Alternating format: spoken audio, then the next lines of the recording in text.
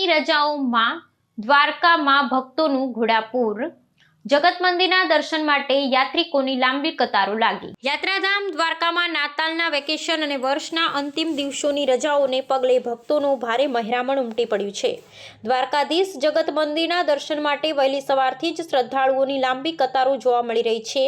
ગુજરાત સહિત સમગ્ર દેશભરમાંથી હજારોની સંખ્યામાં પ્રવાસીઓ દ્વારકા પધાર્યા છે, જેને કારણે ગોમતી ઘાટ અને મંદિર પરિસર ભક્તોથી ઉભરાઈ ગયું છે।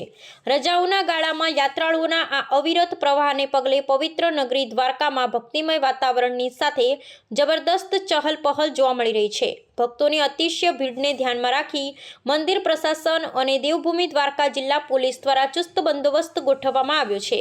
દર્શનાર્થીઓને કોઈ અગવડ ન પડે તે માટે વધારાના બેરિકેડ્સ અને સ્વયંસેવકોની તૈનાતી કરવામાં આવી છે। યાત્રિકોના ઘસારાને કારણે સ્થાનિક હોટલ, ગેસ્ટ હાઉસ અને ધર્મશાળાઓમાં લાંબા સમય અગાઉથી જ બુકિંગ થઈ ગયું હોવાથી પ્રવાસીઓને રહેવાની વ્યવસ્થામાં પણ મુશ્કેલી પડી રહી છે। આ ઉપરાંત ગોમતી ઘાટ પર સ્નાન અને સુદામા સેતુ પર મુલાકાતીઓની સંખ્યામાં મોટો ઉછાળો જોવા મળ્યો છે।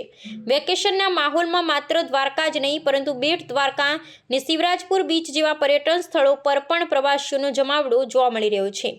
ઓખાથી બેટ દ્વારકા જતી નૌકા સેવાઓમાં પણ પ્રવાસીઓની ભારે ભીડ નોંધાઈ રહી છે। સ્થાનિક બજારમાં ગ્રાહકોની ભીડ વધતા વેપારીઓમાં આનંદનો માહોલ છે।